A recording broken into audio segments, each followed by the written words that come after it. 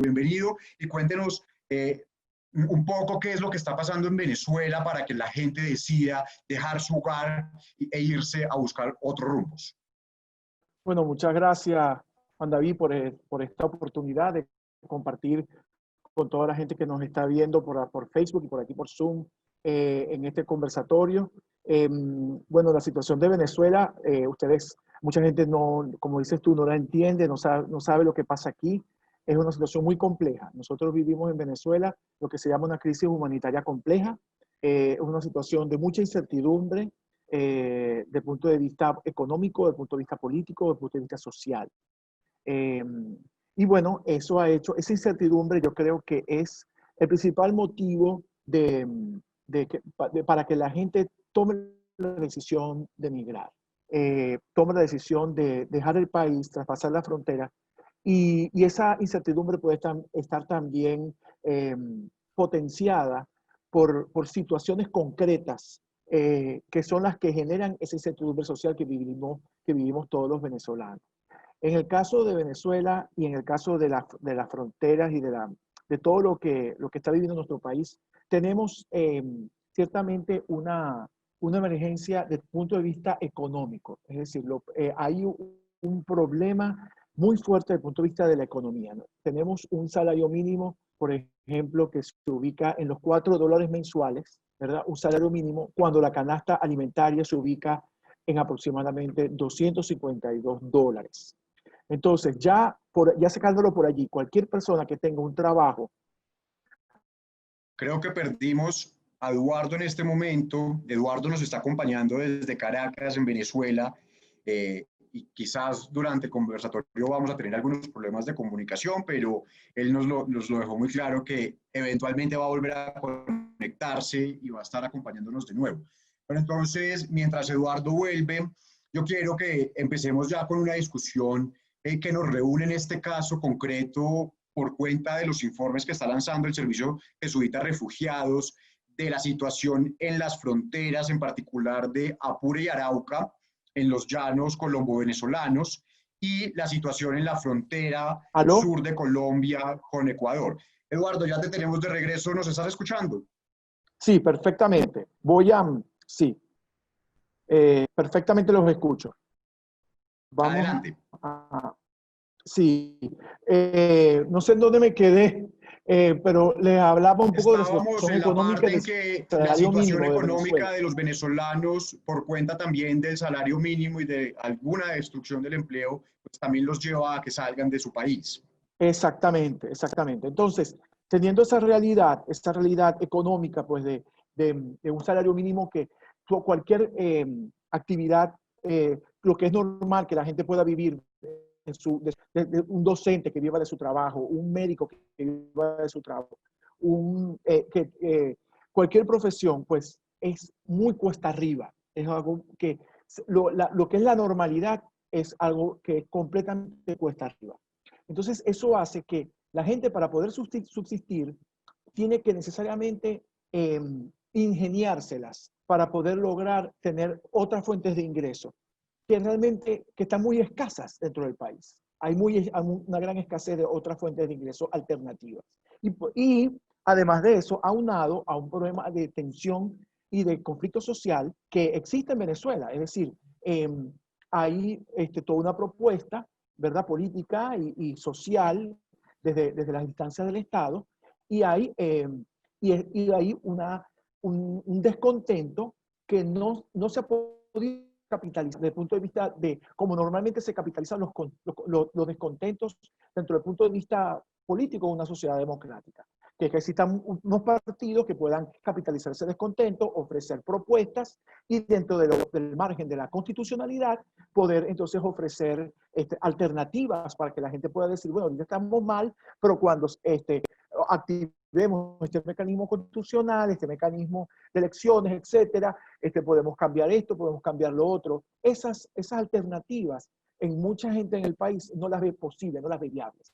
Y si a esto sumamos además el que existen, por ejemplo, solamente en enero de este año se registraron 618 protestas por problemas de servicio de agua. Es decir, hay un colapso en cuanto a lo que es el servicio de agua, el servicio de luz eléctrica, donde ya la gente está acostumbrada, y eso es muy triste decirlo, a que se les vaya la luz respectivamente por horas en todas las ciudades del territorio nacional, incluyendo Caracas, que antes Caracas no estaba, y Caracas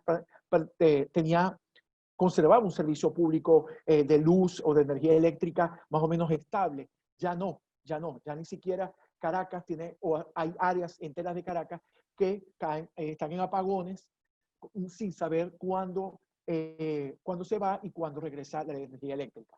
Entonces, claro, colapso de servicios públicos, de agua y luz. Esto, y además una economía que no responde a las expectativas de la gente. Las dificultades que se tienen efectivamente para poder acceder a los más elementales servicios públicos y servicios en general. Eso hace que muchos, y que además haya esa imposibilidad de poder canalizar desde el punto de vista político el descontento, porque uno puede decir, bueno, no, pero es que dentro de un tiempo vamos a este partido o este movimiento social, o me voy a ir por acá. No, sino que hay como, y con la pandemia, con la cuarentena social, esto se ha recrudecido. Es decir, ahorita, una cosa son las cifras en enero, febrero de este año, y otra cosa son las cifras en mayo, junio. O sea, ahorita realmente toda esta situación ha habido un crecimiento o un deterioro exponencial. Y hay una preocupación también muy grande en todo el tema de salud. Venezuela tiene un sistema público de salud que ya presentaba problemas antes de la pandemia, antes de presentarse el coronavirus, y ahora con el COVID-19, pues las incertidumbres sobre la eficacia de ese sistema de salud aumentan mucho más.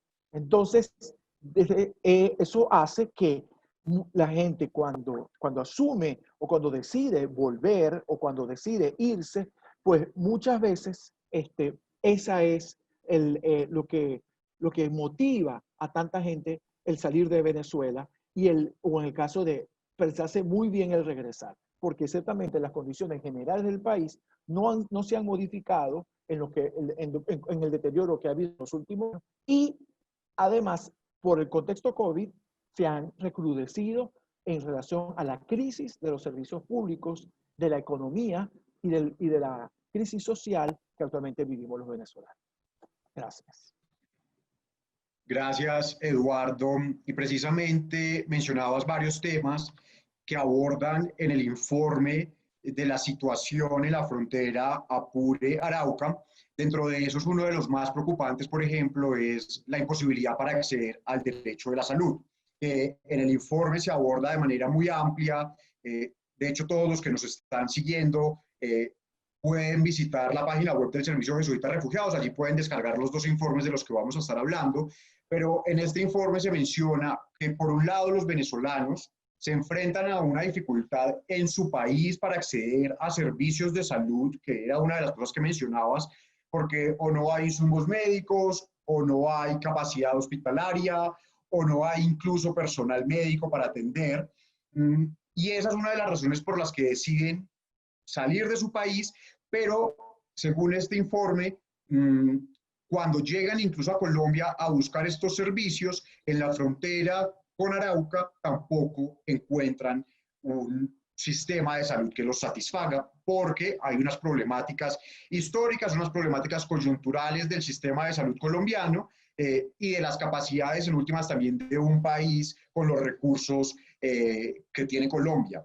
Marlene, yo sé que has estado trabajando todo este tema en la frontera y yo quisiera, Marlene, que nos contaras un poco cómo has visto que funciona todo este tema de la migración venezolana en la frontera Apure-Arauca, pero además cómo se da, uno, el acceso o el no acceso al derecho de la salud, pero también a los demás derechos humanos. ¿Cómo es la protección de los derechos humanos en esta parte de los dos países?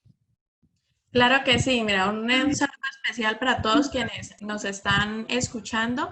Voy a intentar abordarlo a partir de las mismas categorías a las que hacemos alusión precisamente en este informe de monitoreo que hemos construido con el equipo binacional aquí en Arauca Apure. Y bueno, estas categorías están estrictamente relacionadas con derechos fundamentales como la salud, el acceso a la identidad, seguridad, educación, acceso al empleo.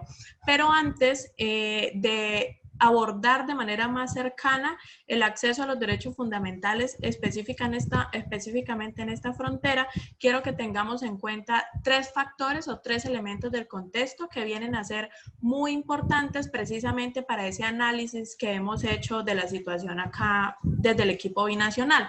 El primero de estos elementos es la permanencia y la persistencia del conflicto armado colombiano.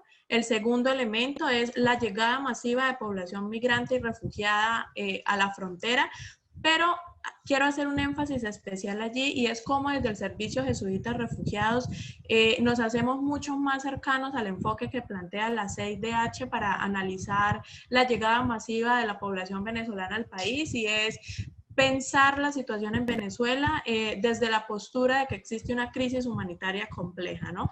Y el tercer y último elemento que quiero que tengamos presente es precisamente la débil presencia institucional y de soberanía en esta zona de frontera con condiciones estructurales históricas de pobreza y de pobreza extrema que precisamente se profundizan por la falta de garantías institucionales y de protección, pero sobre todo por la ausencia de un marco jurídico migratorio con un enfoque claro de derechos. Ahora, para empezar a abordar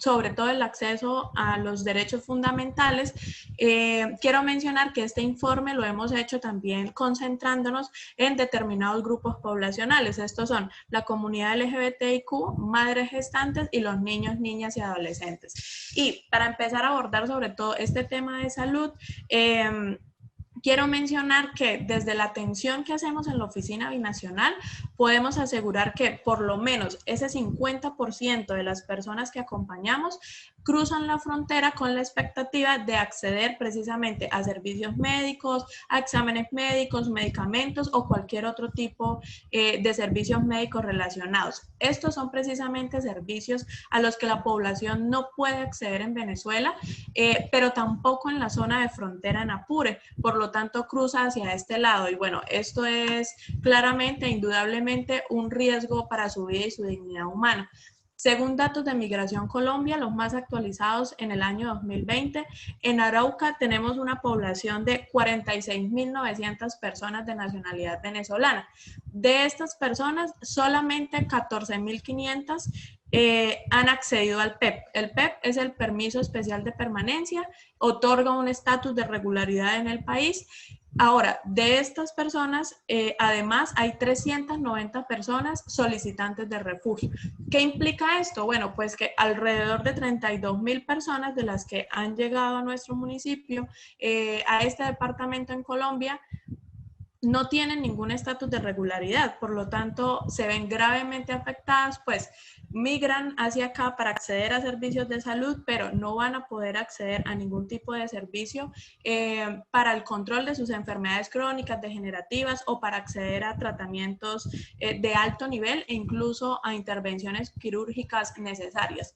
Otro elemento allí importante para tener en cuenta para el acceso al derecho fundamental a la salud es reconocer que Arauca, siendo una ciudad capital del departamento, con esta alta cantidad de población venezolana, solo cuenta con un hospital. Este hospital es de segundo nivel, lo que quiere decir que se puede ofrecer únicamente una atención de mediana complejidad. Entonces, bueno, esto también denota que la capacidad de atención en el municipio pues se ve altamente desbordada.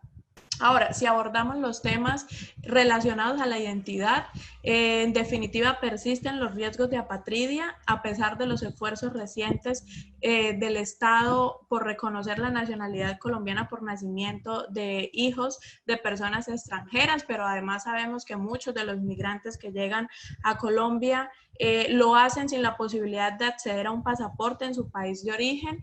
El PEP, como lo mencionaba hace un momento, en este departamento específicamente tiene un índice muy bajo de accesibilidad. Y bueno, quienes han accedido a la solicitud de refugio, es cierto que se encuentran también en un limbo jurídico, dado que no hay un límite de tiempo específico que defina su situación de regularidad en el país. Eso del lado... Marlene, dame un segundo, te pregunto algo con respecto a tres temas que mencionaste allí que tienen mucho que ver con la documentación y los mecanismos de identificación de la población venezolana que ha llegado a Colombia. Por un lado, mencionabas el tema de la patria.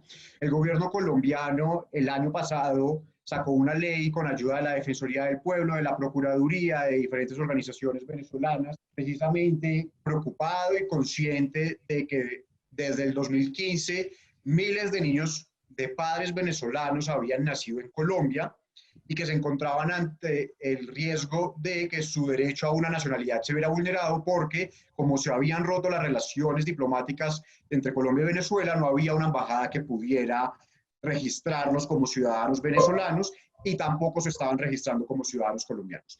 Esta ley nace en el 2019 y se dice que, en efecto, desde los niños que hubieran nacido desde el 2015 de padres venezolanos podrían acceder a la nacionalidad colombiana. Según las diferentes cifras de autoridades, hay alrededor de 43.000 niños que ya han podido acceder a esa nacionalidad. Sin embargo, tú mencionabas que ese sigue siendo un problema y que la patria sigue siendo digamos, un derecho que se está violando en la población menor de edad, hijos de padres venezolanos. ¿Por qué está sucediendo eso? Sí, mira, de los casos que hemos acompañado acá en la Oficina Binacional, hemos identificado, por ejemplo, que las zonas rurales en Apure se encuentran con una ausencia total estatal. Allí es muy importante darnos cuenta que además, por esas mismas dinámicas culturales y del contexto, los partos están siendo asistidos ante la ausencia, además de una institución de salud que pueda garantizar su derecho, por parteras. Y son unas cifras de total desconocimiento en esta zona de la frontera. Entonces, allí claramente identificamos que sigue habiendo muchas personas que, por no tener un registro de nacido vivo, que por no contar con ningún tipo de documentación que certifique efectivamente ese nacimiento, van a poder acceder a la nacionalidad. Además, es muy importante también reconocer las condiciones del contexto, y es como en Apure hay una debilidad institucional profunda para hacer la gestión de los casos, para hacer los registros, pero además la realidad es que ni siquiera se cuenta con los insumos básicos de papelería para poder hacer este tipo de trámites. Entonces, un poco alrededor de estas circunstancias es que decimos desde la experiencia en la Oficina Binacional que se sigue vulnerando el derecho. Ok, y también mencionabas, por otro lado, el tema de la poca regularización que hay, y con esto termino este paréntesis que te quise hacer antes de que continúes con el panorama general de los derechos, pero me parece muy importante que mencionemos también por qué, por ejemplo, la población regular en Arauca es tan baja con respecto al total de población venezolana que hay en el departamento, porque cuando uno mira, por ejemplo, las cifras nacionales, es cierto que la mayoría de los venezolanos en el país están en condición irregular, pero, digamos, es una proporción de aproximadamente 60-40%. Uno podría ver una relación más o menos por esas cifras. Sin embargo, cuando uno mira el caso de Arauca, mientras hay 46.900 personas venezolanas en el territorio, solamente hay 14.500 con PEP. Esto es como una cuarta parte. ¿Por qué se da? Es decir, como el 25%. ¿Por qué se da esa condición particular en el departamento de Arauca? Sí, mira, ahí podemos hablar de diferentes situaciones del contexto, pero sobre todo es reconocer que las dinámicas en esta frontera han estado profundamente marcadas por la pendularidad, ¿sí? Entonces, muchas de las personas viven del lado venezolano en el estado Apure y constantemente hacían ese paso hacia Arauca, lo que les permitía garantizar el acceso al mínimo vital, ¿sí? Entonces, cuando nos encontramos con situaciones como en las que estamos actualmente, nos damos cuenta que el cierre de frontera afecta profundamente el acceso al mínimo vital y a los derechos fundamentales de las personas. Pero también hay que reconocer que en las épocas, además que ya han pasado más de los 2 años para las diferentes como años o situaciones en las que se hizo la campaña para acceder al PEP, había un desconocimiento profundo también de lo que ello implicaba. Entonces, muchas de las personas que pudieron haber accedido al PEP no lo hicieron por el temor que representaba de pronto pensar que se les iba a deportar o que se les iba a identificar como en una condición de irregularidad que luego no les iba a permitir estar aquí en la región.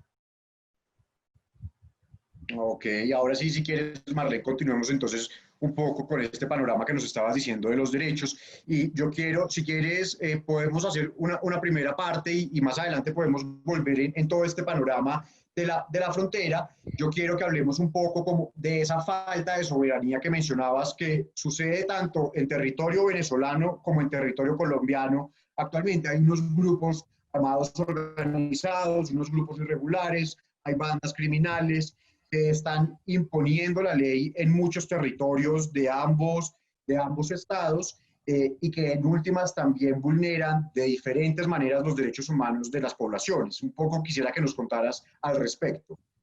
Claro que sí, precisamente iba a empezar a abordar ese tema y es que cuando hablamos del enfoque de seguridad en el informe, quisiera resaltar cómo específicamente la comunidad LGBTIQ se ve directamente afectada en ese marco del conflicto armado en el territorio, ¿no? Además, un conflicto armado que hace presencia no solamente aquí en Arauca, sino que también confluye con el estado de Apure. Bajo estas mismas dinámicas del conflicto armado, hay un alto porcentaje de reclutamiento de niños, niñas, adolescentes y jóvenes, pero además es un fenómeno del que no tenemos cifras oficiales, ¿sí? En estos tiempos de la pandemia, bajo la COVID, conocemos por el contacto directo con las comunidades que ha seguido en aumento, pero bueno, también es precisamente esa presencia armada tan fuerte, zonas tan aisladas, rurales, en donde definitivamente el Estado tiene una ausencia total y son los grupos armados irregulares quienes toman las decisiones y quienes imponen también la normatividad, incluso de convivencia dentro de las comunidades. Otro asunto allí importante con los temas muy relacionados a la ausencia estatal en esta zona de frontera del abandono es reconocer cómo cada vez está en un aumento mayor los casos de agresión sexual y de género con mucha más preponderancia hacia la mujer, ¿no? Aunque han habido esfuerzos importantes, incluso desde el Ministerio Público, para acompañar y activar las rutas, es cierto que sigue habiendo una debilidad muy profunda en este sentido. Incluso en la experiencia de acompañar a las personas, nos dicen cómo prefieren evitar o no denunciar para mitigar las estigmatizaciones a las que se ven sometidos, pero además para evitar la burocracia que implica la activación de la ruta, ¿no? Y esto se debe precisamente a algo que mencionaba cuando inicié a hablar, y es que no existe un marco jurídico real que regule este tipo de procesos. Y ya para cerrar la conversación acerca de cómo se vive el acceso a los derechos en la frontera, quisiera mencionar cómo alrededor del acceso al derecho fundamental a la educación identificamos algunas barreras comunes, como son la poca capacidad de instalaciones a nivel estructural de las escuelas y los colegios en la región para recibir la alta cantidad de personas que están llegando, pero además cómo algunos de los colegios no realizan el acto administrativo para expedir el documento legal de grado a los jóvenes cuando culminan sus estudios, aunque tengan el PEP, porque este documento no es considerado como un documento legal para ello. Y así muchas otras limitaciones propias del contexto que impiden el acceso y goce efectivo a este derecho de la población.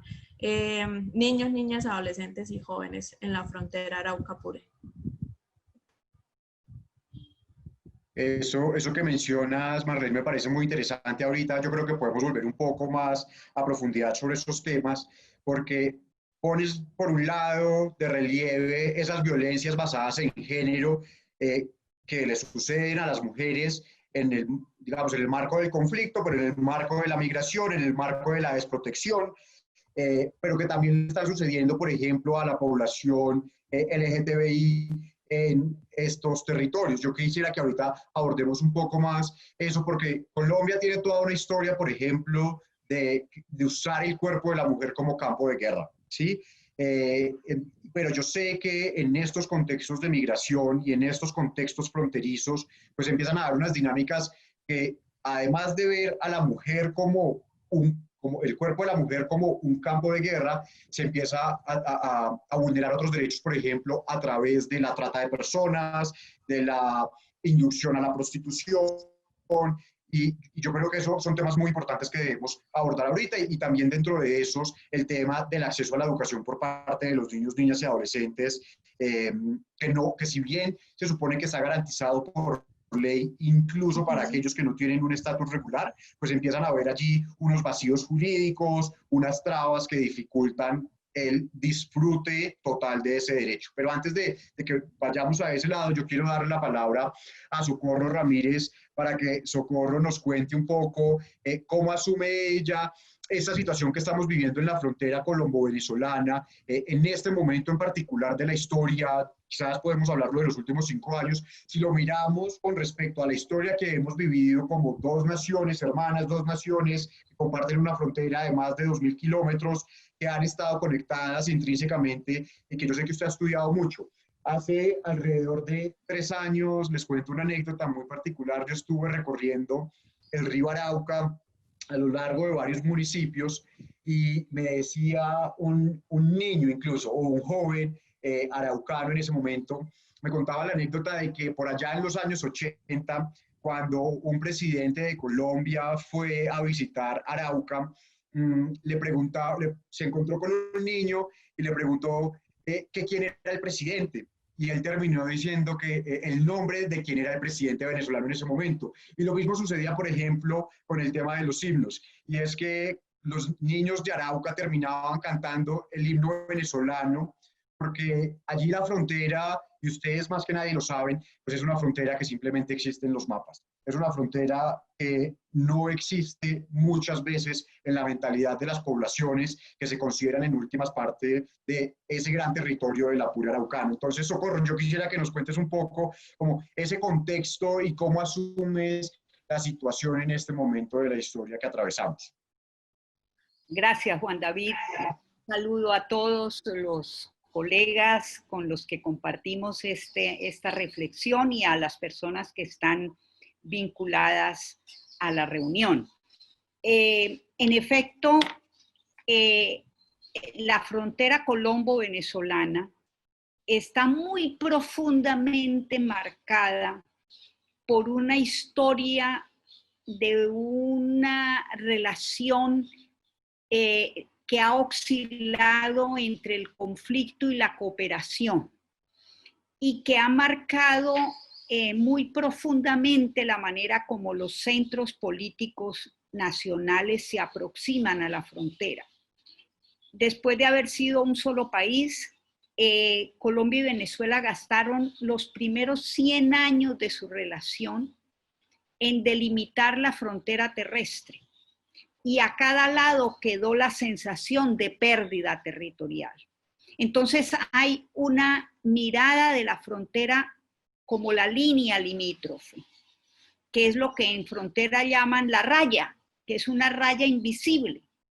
Y los estados centrales olvidan que sobre todo esas zonas son zonas de interacción muy profunda.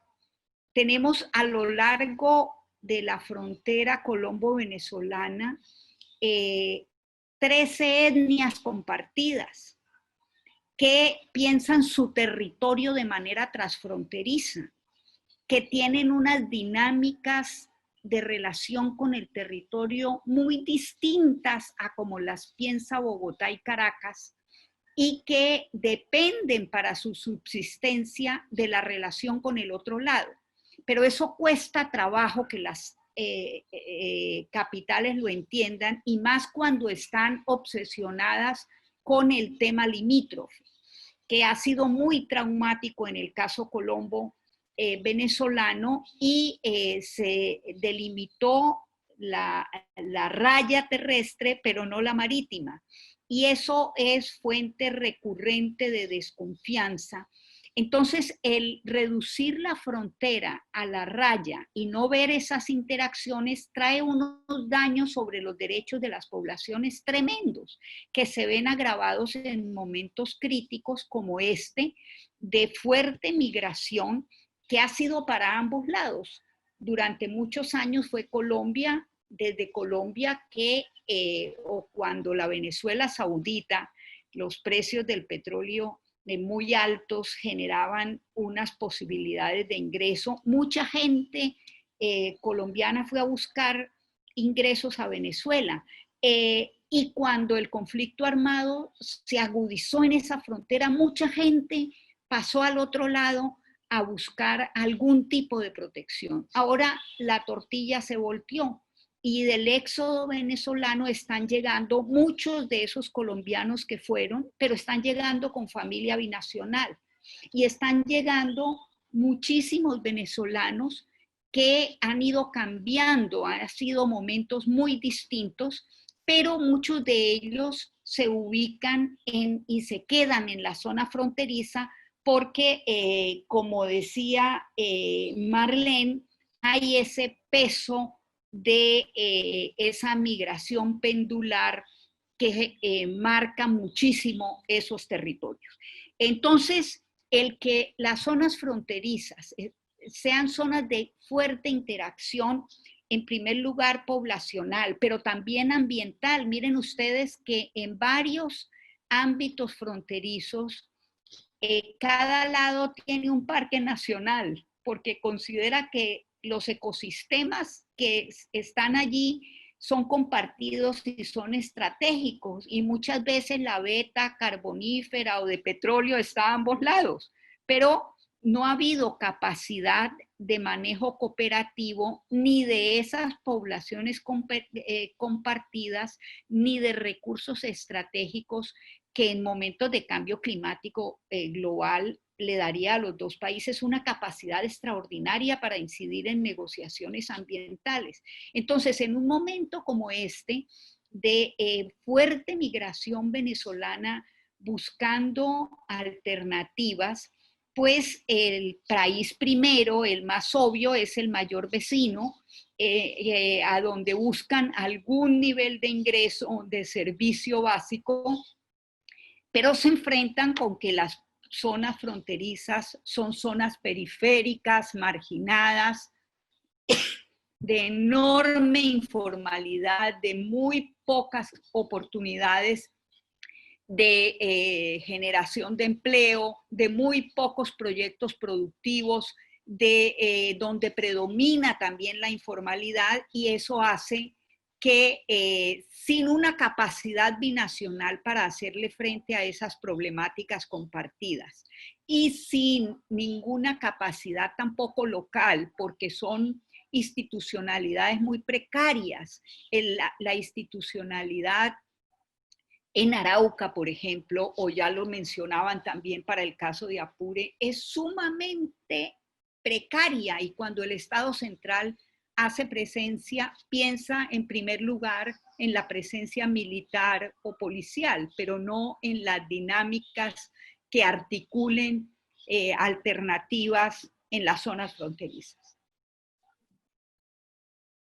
Gracias, Socorro, y para que terminemos de completar un poquitico este contexto, que quizás ya no va a ser contexto, sino un poco más tu opinión política, y yo sé que muchas veces evitamos hablarlo, pero desde tu organización Puente Ciudadanos Colombia-Venezuela, pues lo que se busca es precisamente eso que mencionas, y es generar la capacidad de que a través de la cooperación binacional se resuelvan, por un lado, los problemas que se están generando con una migración desordenada, pero por otro lado, los problemas que pueden atañir a las dos naciones. Si es una institucionalidad precaria en el estado Apure y en el departamento Arauca, si es una dificultad para crear empresa o para generar tejido productivo si es, por ejemplo, las capacidades que se pueden desarrollar para cuidar el medio ambiente en una realidad universal, en una realidad global de cambio climático, etcétera. Pero pues, digamos, eso se puede pensar, pero eso no es lo que está sucediendo y lo que difícilmente va a suceder en estos momentos. Entonces yo quisiera saber un poco cuáles son esas alternativas que le quedan a la sociedad civil para construir de manera binacional esas soluciones, si hay unos gobiernos, jefes de estados que no están dispuestos a hacerlo, pero adicionalmente pues hay unos procesos políticos que también van surgiendo su camino.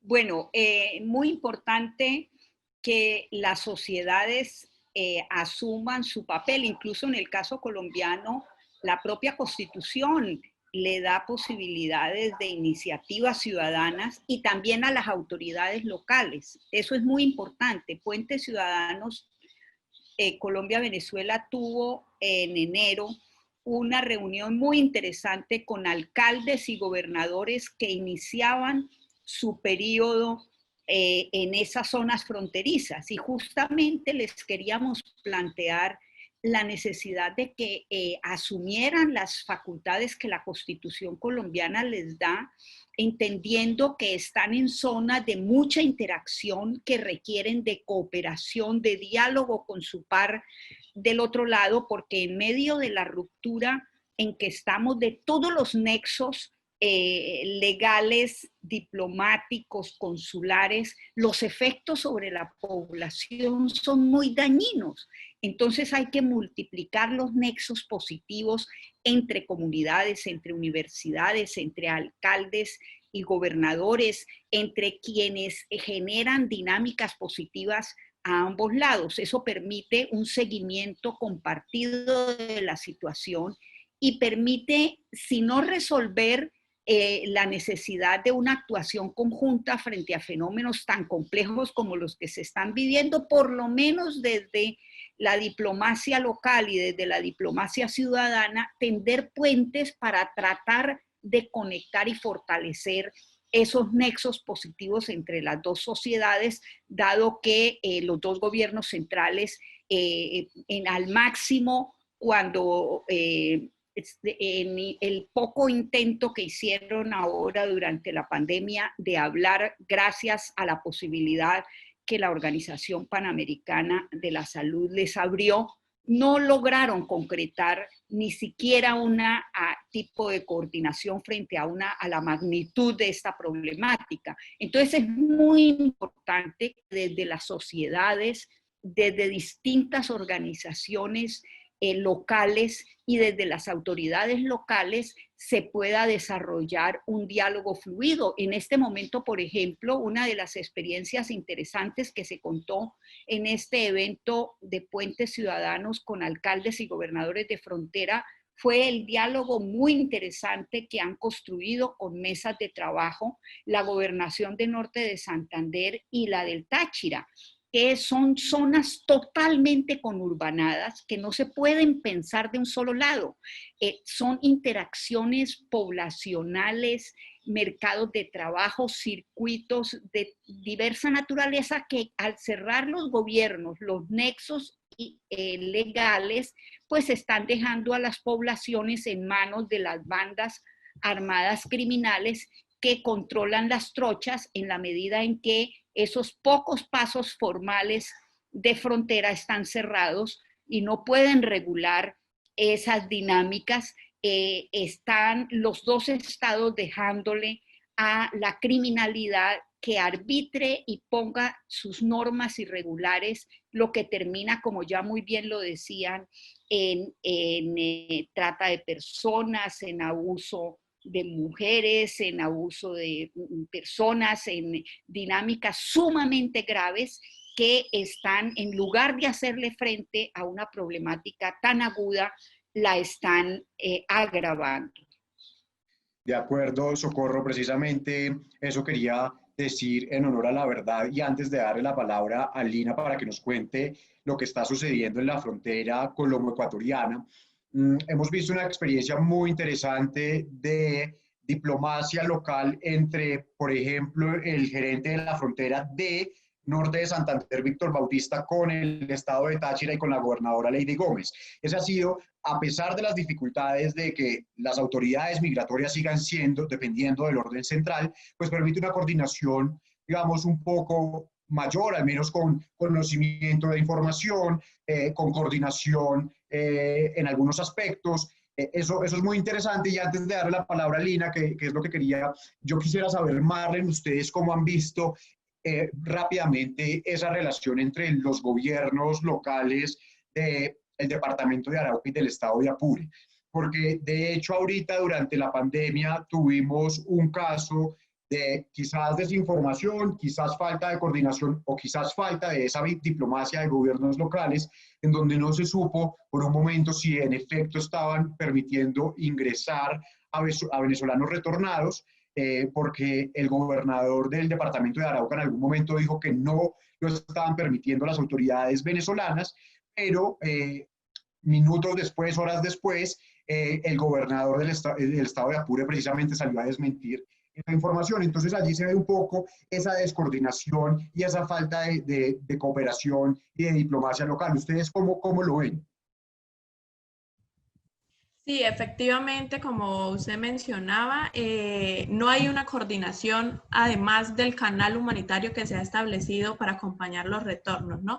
Lo cierto es que son los ministerios públicos los que se están encargando de acompañar y de dirigir estos pasos. Específicamente la Defensoría del Pueblo del lado Apure y del lado Arauca son quienes gestan todo este proceso, y es a través de ellos con quienes se puede regular todo el tema del canal humanitario. Efectivamente, hasta el momento, a nivel más estructural, por decirlo de alguna manera, no hay un nivel de coordinación entre las alcaldías de Guasdualito y Arauca. Además, pues aparte de los esfuerzos que menciono ya que se han estado haciendo por mantener el canal humanitario. Muchas gracias, Marlene. Y ahora sí quiero darle entonces paso a Lina para que nos cuente qué está pasando en la frontera sur de Colombia, en la frontera colombo-ecuatoriana, porque este estudio que ustedes realizaron desde el Servicio Jesuita de Refugiados es bien interesante porque no solamente nos muestra lo que puede estar pasando en este momento en el marco de una pandemia global, sino que nos dice cómo venía evolucionando todo este fenómeno migratorio durante el 2019 y los primeros meses del año, pero además allí, Lina, y quiero que nos cuentes bien cómo funciona, no solamente se está dando la migración venezolana, sino que continúa una migración histórica de varias décadas que han experimentado los colombianos, huyendo de diferentes realidades, dentro de eso, pues el conflicto armado y saliendo de su país hacia digamos, el sur del continente y particularmente hacia Ecuador. Entonces, un poco que nos cuentes cuál es ese contexto, pero también cómo está el tema de la protección de los derechos humanos allí en este territorio. Bueno, gracias Juan David, gracias también a las personas que nos están viendo y nos están escuchando en este momento. Bueno, primero quizás hacer algunas puntualizaciones, ¿no? Respecto del contexto.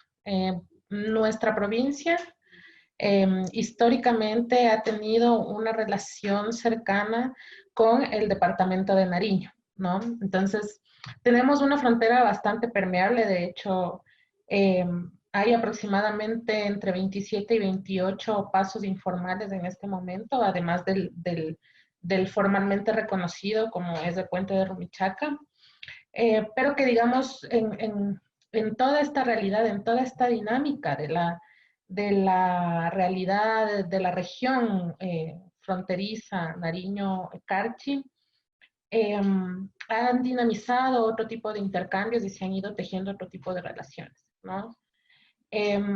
Una consideración que hay que tener, tú ya lo mencionabas, es el tema de que, bueno, nosotros no estamos atendiendo únicamente el flujo migratorio venezolano, sino que continuamos acompañando y continuamos recibiendo a población colombiana que ha sido desplazada, que ha sido víctima del conflicto armado, ¿no? Entonces, no, si bien es cierto en este momento por la cantidad de personas que ha implicado este éxodo masivo en Venezuela, a lo mejor se ha invisibilizado un poco el flujo masivo, perdón, de las personas colombianas víctimas del desplazamiento, pero es una realidad, es algo que seguimos palpando, ¿no?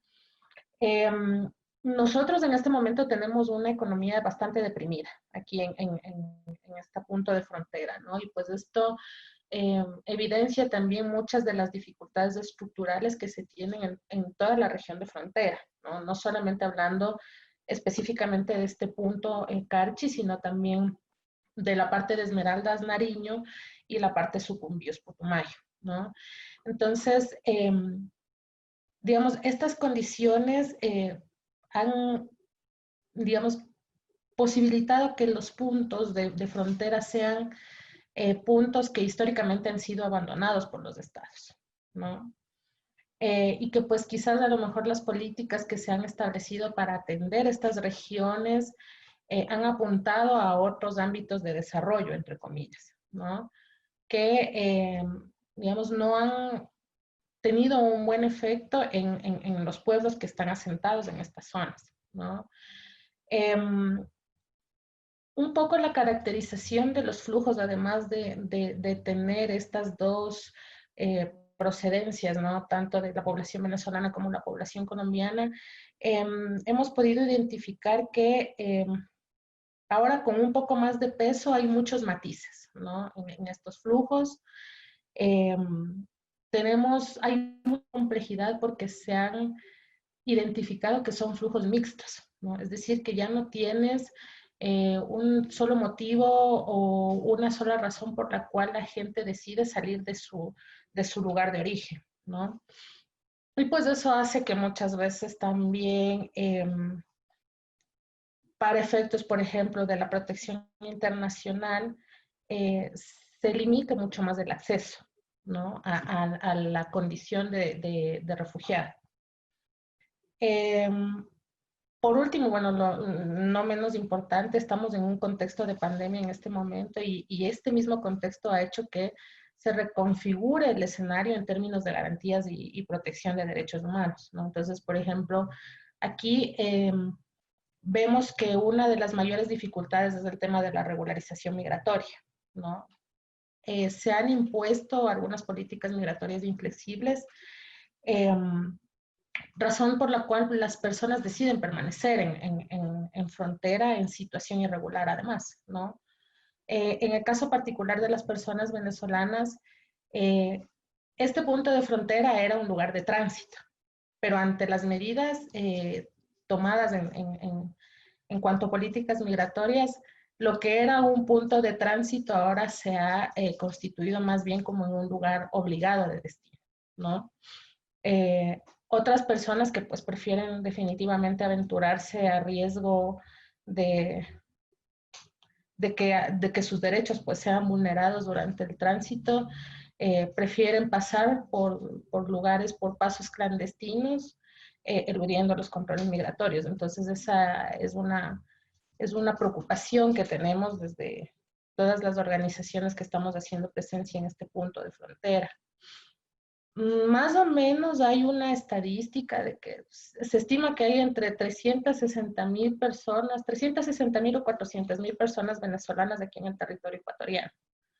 Lamentablemente no tenemos unos datos específicos o datos muy reales porque pues sabemos que hay un subregistro y que probablemente esa cifra pueda duplicarse. Y apenas de esas 360,000, 400,000 personas, solamente 170,000 personas han logrado regularizarse. Es decir, que tienen alguna visa o algún documento que les garantiza su estadía regular aquí en el Ecuador. Entonces, la situación se complejiza mucho más porque también el gobierno venezolano no brinda las facilidades requeridas para que sus connacionales puedan tramitar la documentación aquí, ¿no? Vemos que hay muchas dificultades para acceder a la plataforma donde se realizan los trámites migratorios, los costos elevados de algunos trámites, por ejemplo, un pasaporte está costando más o menos unos $350. Imagínate tú lo que son $350 para una persona que no tiene una actividad económica estable. Y pues además hay otros trámites o en muchos otros casos nos hemos encontrado con que hay trámites que necesariamente las personas tendrían que hacer en su lugar de origen, que bajo ningún concepto se pueden hacer desde acá. Entonces, la persona ya estando aquí tendría que regresar a Venezuela nuevamente para tramitar, para hacer algún trámite, ¿no? Entonces, esas son barreras que definitivamente marcan, ¿no? Marcan una dificultad en el proceso de regularización migratoria aquí en el Ecuador, ¿sí? En estos momentos hemos visto que hay también un limitado acceso al trámite de refugio, ¿no? Lo que les venía diciendo anteriormente. Para la población venezolana, dime. Hay varias cosas allí que mencionas que quiero que abordemos de nuevo. De hecho, ahorita acabas de mencionar el tema de la dificultad para acceder a la condición de refugio. Ese es un tema que ahorita le quiero plantear a todos para que lo revisemos con las experiencias que estamos teniendo en cada uno de los países. Pero adicionalmente yo quiero que hablemos, porque mencionabas varias cosas que me parecen muy importantes. Por un lado es los flujos migratorios mixtos, es decir, que no necesariamente se miraría a todos los migrantes como expulsados de su país, lo cual en últimas podría limitar el acceso a ese estatus de refugiado. Tenemos por otro lado, en el caso puntual de Ecuador, el hecho de que se haya impuesto unos nuevos requisitos para poder ingresar al territorio, como las visas o portar pasaportes, que son pues, documentos que en últimas los venezolanos difícilmente van a poder conseguir.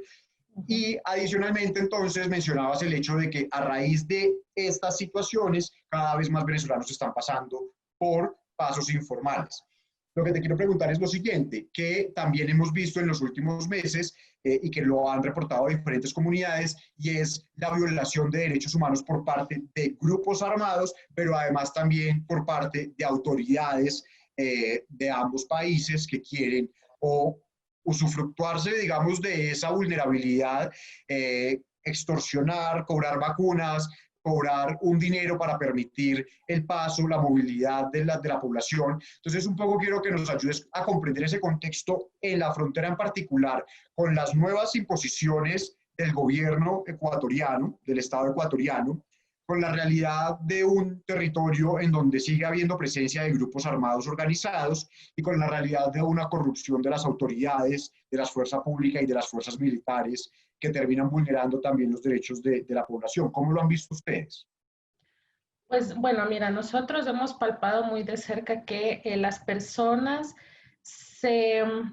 al momento en el que toman la decisión de cruzar la frontera, sea para venir al Ecuador o como está sucediendo ahorita a la inversa, las personas que deciden retornar en este momento hacia Venezuela, se exponen justamente a estos grandes riesgos de protección, ¿no? Entonces sabemos que existen redes que, bueno, se ha hecho el intento de desmantelar, pero como sabemos muchas veces estas redes funcionan también gracias al apoyo de la fuerza pública o de representantes de la fuerza pública que facilitan, digamos, que sigan funcionando, ¿no?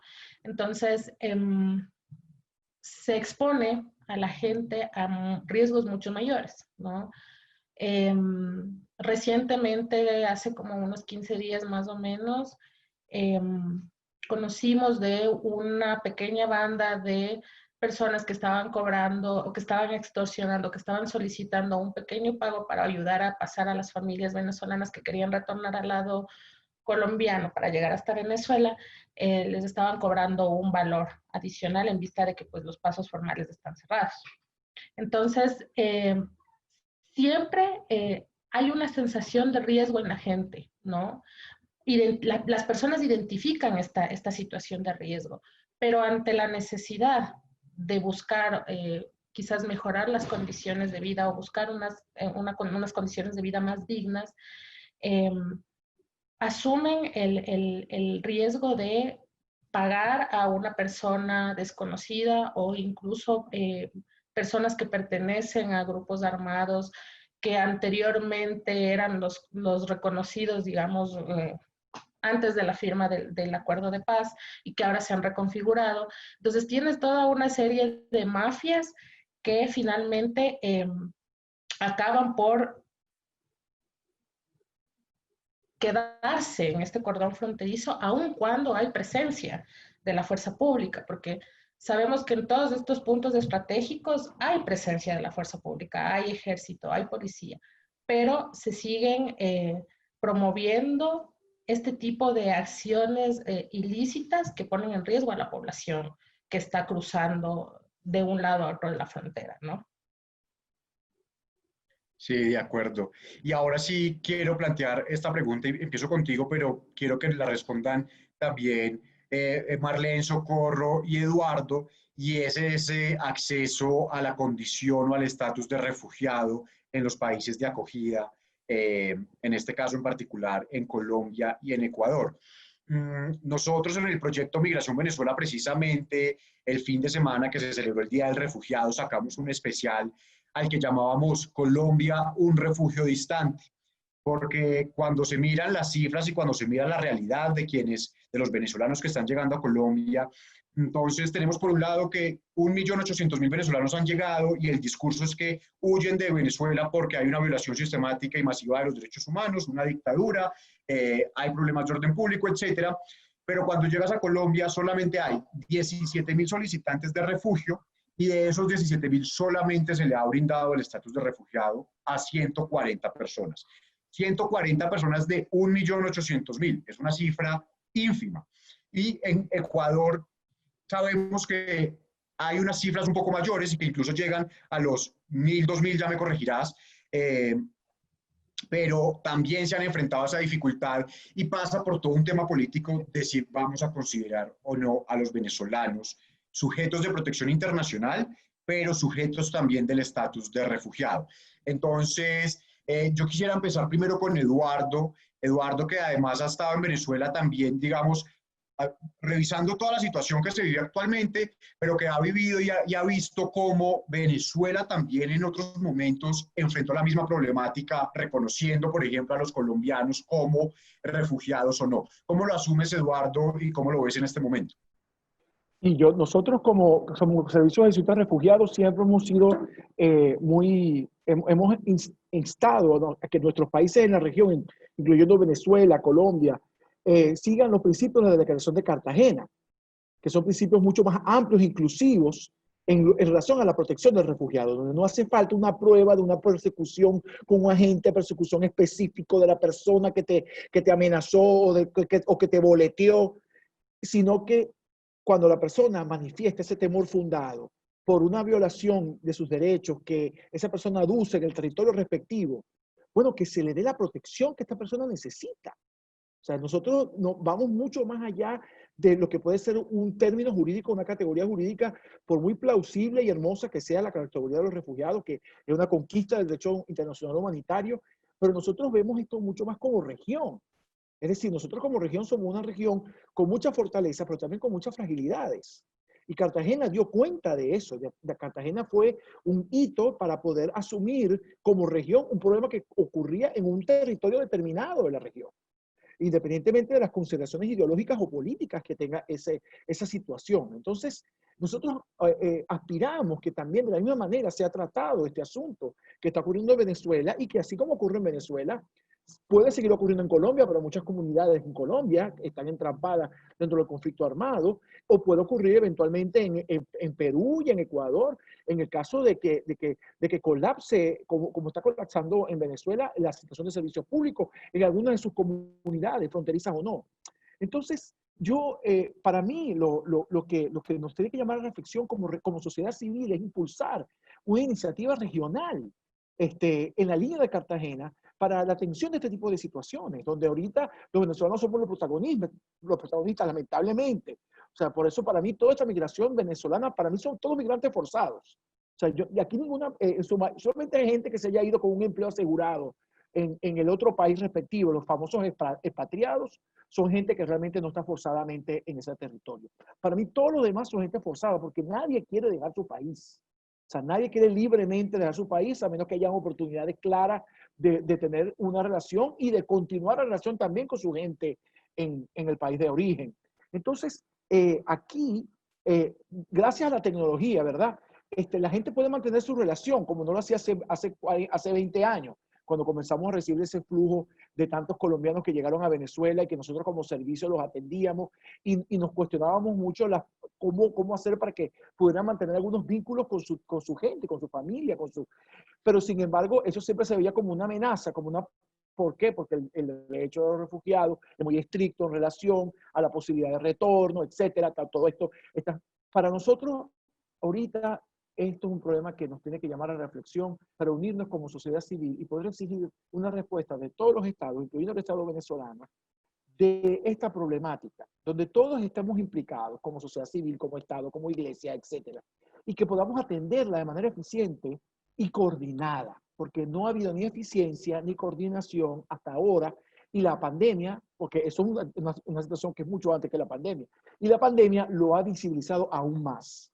¿Y cómo han respondido la gente de la pandemia? Sencillamente los países y las comunidades, e incluso las alcaldías, desde sus propios intereses, desde su pequeña parcela de poder y de interés, y no ha visto el problema humanitario en general y el drama que viven estas familias que están en situaciones de desplazamiento forzado, ya sea dentro o fuera de sus territorios, y que tiene que ser atendida por nosotros como seres humanos y latinoamericanos que somos. Y el Estado tiene que tomar la bandera en ese sentido, porque el problema no es de recursos, porque los recursos existen y la comunidad internacional está dispuesta a apoyar para que existan los recursos necesarios para atender esta situación.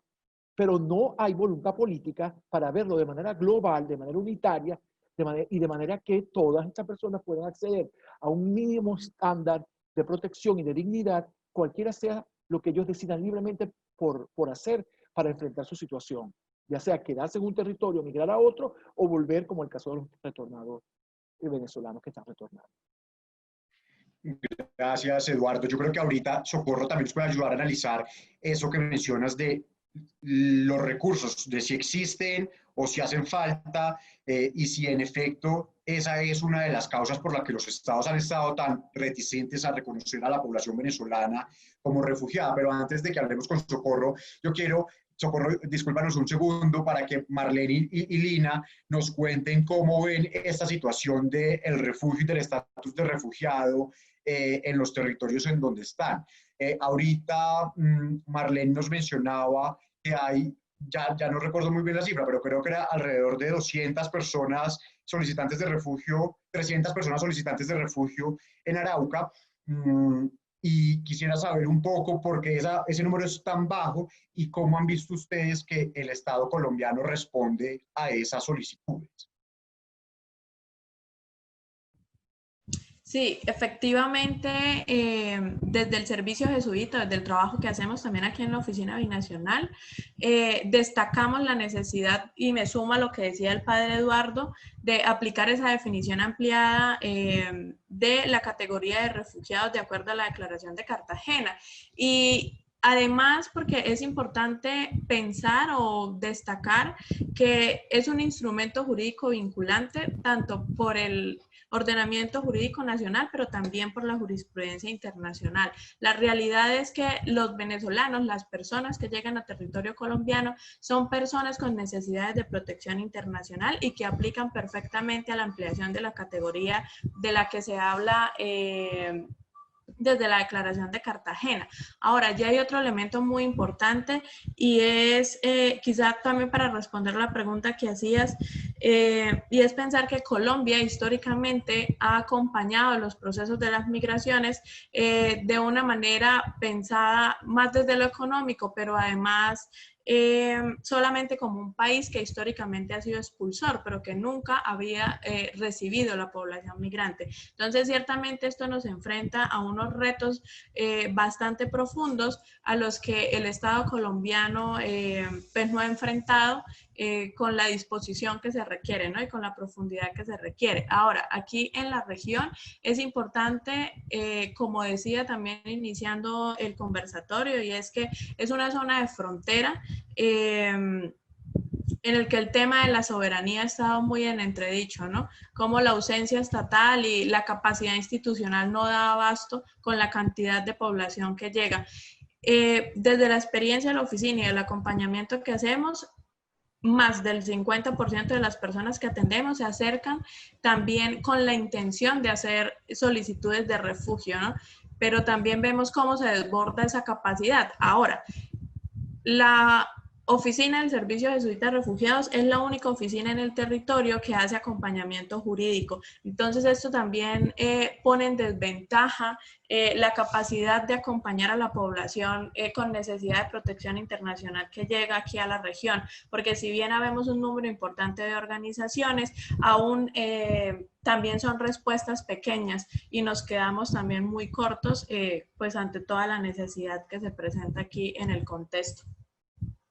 Sí, Marlene, allí también hace falta mencionar, yo creo que un aspecto muy importante de toda esta discusión y este debate en torno al estatus de refugiado, y que como les decía, nosotros lo abordamos en la investigación, en el especial multimedia que sacamos en el proyecto Migración Venezuela, y son las trabas y los vacíos jurídicos a los que se enfrentan los solicitantes. Por un lado, no hay una claridad si, por ejemplo, quien solicite refugio puede trabajar durante el tiempo que espera que le acepten su solicitud, si el documento que le brinda la Cancillería durante ese tiempo, que es un salvoconducto, permite, por ejemplo, vincularse al sistema de salud, si sirve como un documento de identidad válido, por ejemplo, para algo que mencionabas, que es que quienes hayan ido a una escuela, a un colegio, puedan graduarse y obtener un diploma de grado de ese ciclo escolar.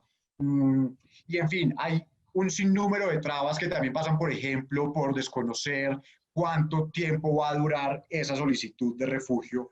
En últimas, lo que hacen es desmotivar a los venezolanos que llegan a solicitar esa condición, porque dicen, pues si yo estoy saliendo de mi país porque quizás no tengo para comer, o necesito una atención en salud, o mis hijos no están pudiendo ir a la escuela, y voy a un país de acogida, en este caso Colombia, para buscar esos servicios, pero me dicen que durante el tiempo en que se tramita esa solicitud, no voy a poder o no es claro si voy a poder acceder a los derechos, pues se genera un desincentivo para aplicar. Esa es una problemática que ustedes han visto particularmente en Arauca.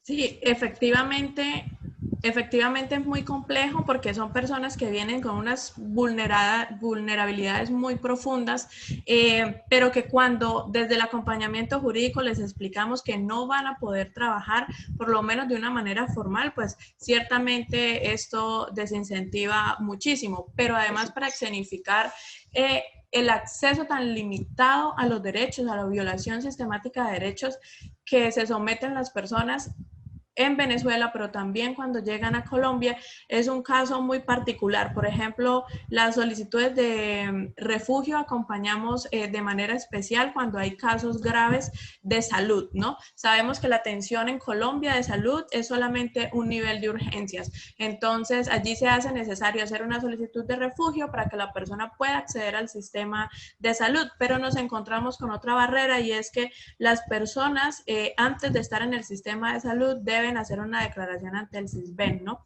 Pero la caracterización que hace el CISBEN se hace en el domicilio de las personas, pero nos encontramos con migrantes, con personas solicitantes de refugio que no tienen un lugar en donde vivir en los municipios, por lo tanto es difícil que se les pueda asignar la visita social, y luego, si se logra hacer la visita social, son 30 días hábiles más para que las personas aparezcan en un sistema de manera regular en el sistema de salud, y eso sin contar las trabas que ponen también las entidades prestadoras de salud, porque ciertamente empezamos a identificar, y se hace necesario desde el trabajo del acompañamiento jurídico, saber cuáles son las EPS que permiten que las personas accedan al derecho, que se afilian, porque hay unas inclusive que se niegan a afiliar a la población venezolana al sistema de salud. Entonces, ciertamente hay muchas brechas, hay muchas zonas grises aún en esta política, y el tema de la temporalidad es muy importante, porque pueden pasar, no sé, más de 2 años y las personas aún no reciben una certificación precisa que les digan cuál es su condición migratoria en el país en el momento. Exacto, Marlene. Ahorita, de hecho, precisamente como nos acompaña Genirex, yo creo que Genirex más adelante nos puede dar esa perspectiva, porque lo ha vivido en carne propia, se ha enfrentado a las dificultades, a las trabas. Entonces, ese va a ser un testimonio muy, muy interesante para que pongamos en perspectiva esto que está ocurriendo y cómo se viven estas violaciones a los derechos. Antes de que vayamos con Genirex, entonces yo quiero que terminemos con Lina para que nos cuente este tema del refugio en Ecuador y finalmente con Socorro para que nos diga también cómo cree que los estados receptores deberían estar abordando este tema del refugio. Bueno, sí, como les contaba anteriormente, hemos podido identificar que existe, de hecho, un limitado acceso al proceso de solicitud de refugio. Yo les hablaba hace un momento que más o menos del universo de personas venezolanas en el territorio ecuatoriano llega como a las 400,000 personas, ¿no? Pero vemos que apenas más o menos unas 26,800 personas han logrado acceder al proceso, ¿no? Iniciaron, fueron admitidas a trámite, al trámite de solicitud de refugio. De esas 26,800, apenas más o menos unas 6,000 personas, 6,800, tienen ahorita en este momento su condición de solicitantes de refugio. O sea, todavía no han completado el proceso, su caso todavía está en análisis.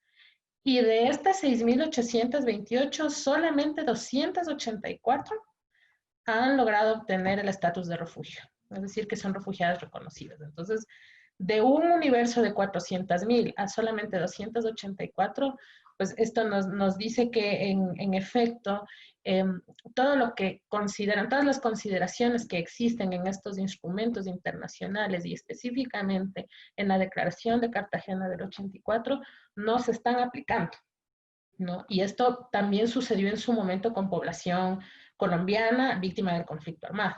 Entonces, se han hecho repetidos intentos de parte de las organizaciones que estamos en el territorio, solicitando al Estado que extiendan la condición de refugiado a las personas venezolanas que pues han abandonado su país de origen en razón de estas condiciones que han precarizado su situación en su país de origen, ¿no? Exacto, exacto, Lina. Eso pues es un tema que en efecto tiene que seguirse discutiendo y que la sociedad civil tiene que seguirse pronunciando al respecto, porque pues en últimas se están quizás violando unos derechos humanos, pero también se están incumpliendo unos compromisos internacionales. Y eso es lo que quiero, Socorro, que nos ayudes a comprender un poco para el caso colombiano, cómo asumes esa digamos, esa responsabilidad del Estado colombiano y si la está cumpliendo o no con respecto a los refugiados. Y como yo sé que lo has estudiado mucho, que nos ayudes a comprender si detrás también hay un tema económico. Eduardo decía que no, que los recursos existen y que la cooperación internacional y la comunidad internacional está allí para apoyar a los estados receptores para atender a la población venezolana y para atender en particular a los refugiados venezolanos. Sin embargo, y déjame termino con este contexto, cuando uno mira las cifras de la plataforma del Plan Regional de Respuesta para la Crisis Migratoria Venezolana, que desarrollan las diferentes organizaciones internacionales que hacen presencia en la región, ellos hacen un plan anual para mirar cuántos recursos se necesitan que permitan atender a la población venezolana. En el 2020, ellos habían dicho que necesitaban alrededor de 1.440 millones de dólares. Para mayo habían recogido menos del 10% de esos recursos y a finales de mayo se realizó la Conferencia Internacional de Donantes organizada por la Unión Europea y España, ustedes deben conocerla, donde con donaciones solamente se recogieron 595 millones de euros. Es decir, sumando lo que se tenía más lo que se recaudó en esta conferencia internacional, no se llega al 50% de lo que se creía necesario para atender esta crisis migratoria. Entonces, Socorro, un poco para que nos ayudes a comprender y que nos des tu análisis de cómo Colombia está asumiendo ese compromiso internacional, pero cómo también lo está asumiendo la comunidad internacional en cuanto a los recursos que está aportando para esta crisis. Porque recordemos que, de hecho, los tratados internacionales sobre refugiados lo que han dicho es que esta es una responsabilidad compartida. Esta no es una responsabilidad solamente de los estados a donde llegan las poblaciones desplazadas o los refugiados, sino que en últimas lo que falló fue la gobernanza global y por ende hay una responsabilidad que debe asumir la comunidad internacional como un todo. ¿Cómo lo ves, Socorro? Varias dimensiones me parece que son claves de analizar. Ya algunas las ha planteado Juan David. Creo que hay una traba en el proceso de reconocimiento del refugio. Tampoco son claros los derechos que tienen.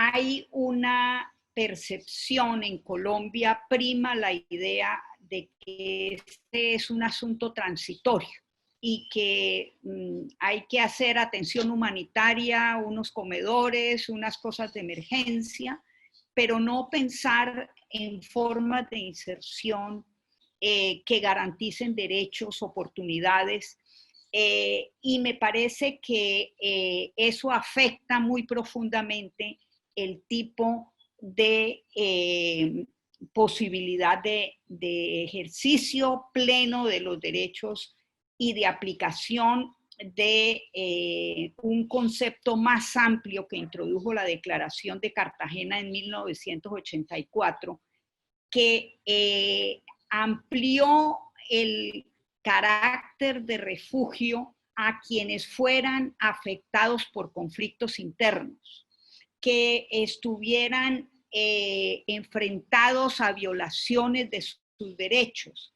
que sus circunstancias estuvieran limitadas, es decir, es una concepción que no terminan los estados de digerirla ni de aplicarla. Y me parece que hay un riesgo grande. Ayer leí un artículo de la profesora Ligia Bolívar de la Universidad Andrés Bello, Católica Andrés Bello, la UCAP, en Venezuela. Déjeme, me hago una autopauta porque ese artículo lo publicó precisamente el proyecto Migración Venezuela. Bueno, me parece que es un llamado muy preocupante, porque está diciendo justamente, hasta ACNUR está replanteando el concepto mismo de cómo aplicarle un estatus a los venezolanos, porque en el informe de tendencias globales del 2019, de alguna manera niega la base legal que en el 2018 le dieron para que se pudiera reconocer a los venezolanos como refugiados. Y Ligia dice, cuando ACNUR empieza a hablar de venezolanos como desplazados en el extranjero, le quita una base que el concepto adoptado aquí en Cartagena cambió y movió muy profundamente la concepción para aproximarse a esta problemática. Entonces, me parece que estamos enfrentados a varias cosas, a recursos limitados y más ahora con la situación con la que se va a quedar en la pospandemia.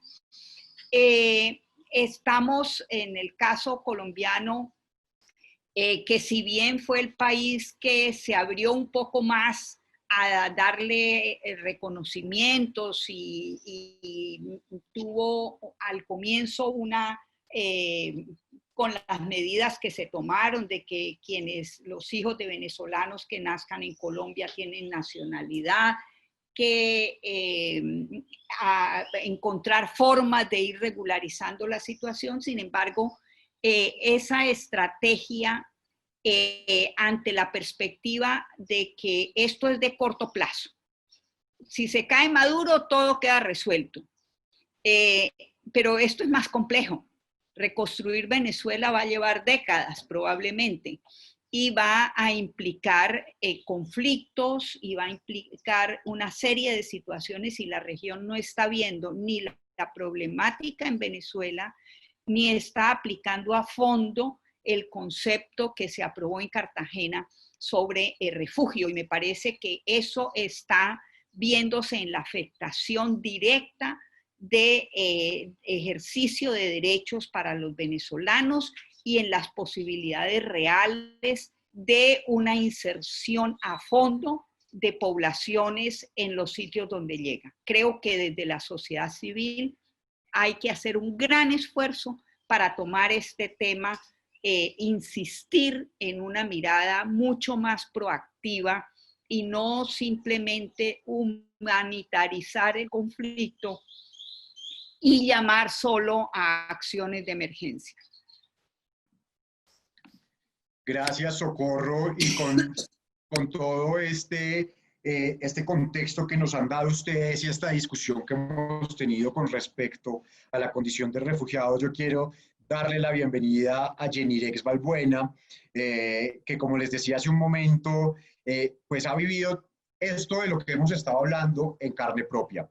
Yenirex ya nos va a contar su historia, yo solamente tengo para decir que viene desde el estado de Barquisimeto y que llegó hasta Arauca precisamente por una condición que en últimas uno debería comprender como que la hace sujeta de protección internacional y sujeta de ese estatus de refugiado. Pero entonces, Yenirex, cuéntanos un poco tu historia, desde dónde vienes, cuál fue la razón que te hizo salir de tu casa para venir hacia Colombia y cómo te ha ido en Colombia buscando ese objetivo que perseguías.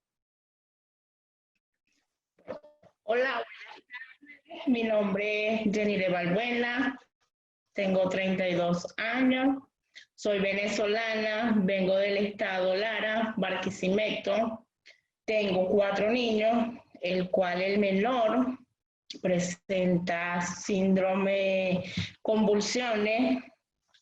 Me vine para acá, para Colombia, por la salud de mi hijo, ya que allá era imposible atenderlo, porque mi hijo empezó a convulsionar cuando tenía 2 años.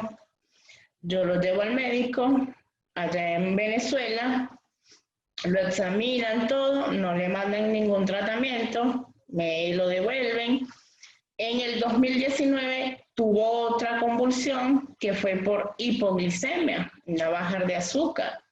A raíz de esa convulsión le afectó la vista a mi hijo, la vista, el ojo izquierdo, ¿verdad? Entonces me viene la necesidad de venirme para acá, para Colombia, ya que había muchas personas que me decían que acá me lo podían ver, porque cuando le mandaron a hacer el electroencefalograma, yo me dirigí al pediátrico de Barquisimeto, lastimosamente se robaron el compresor. Me dirigí a la Fundación del Niño buscando recursos para que me le hicieran el examen, no había recursos. Hablé directamente con la gobernadora, ya que yo allá en Venezuela trabajaba con los consejos comunales, era vocera del GAS, y tuve la oportunidad de hablar con la gobernadora para solicitarle el medicamento que ya le habían suministrado al niño allá, que era el ácido valproico de 250 en 5. Pues la gobernadora me dice que no había recursos, ok. Eso fue en abril. Cuando yo me vengo para acá, para Colombia, el 3 de mayo, llegué acá el 4 de mayo, o sea, ida, no sabía para dónde caminar, si por aquí, por allá, qué voy a hacer, quién me ayuda. Poco a poco fui adaptándome, ya que imposible conseguir un trabajo fijo, porque como soy venezolana, no tengo nada, ningún documento o alguien que me recomiende para trabajar.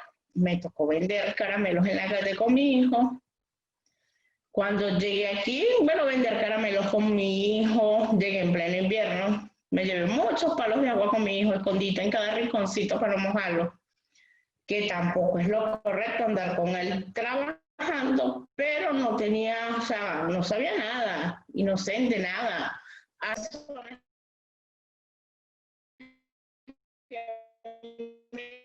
Nombraron este servicio. Un servicio como tal tenía que obtener un CISBEN o una EPS, pues por ser venezolana y no tener nada, ningún documento legal, no pude acceder a eso. Luego me dijeron que tenía que hacer una solicitud de refugio. Yo me vengo para acá al servicio jesuita y ellos me dieron la orientación para yo hacer tal solicitud. De ahí para acá, mi hijo tuvo otra crisis convulsiva que fue el 25 de noviembre del año pasado. Cuando mi hijo convulsiona, yo lo llevo al médico, al hospital, le mandan a hacer un electroencefalograma, pero ahí no lo hacían. Le hacen un TAC de cráneo, sale bien, le hacen exámenes, sale bien. La dosis. Bueno, ahorita tuvo otra crisis que fue el 18 de mayo, le mandaron a hacer otro electro que lo ve el neuropediatra, lo mandaron para oftalmología, pediatría, pero como no tengo una EPS, no me dan la cita.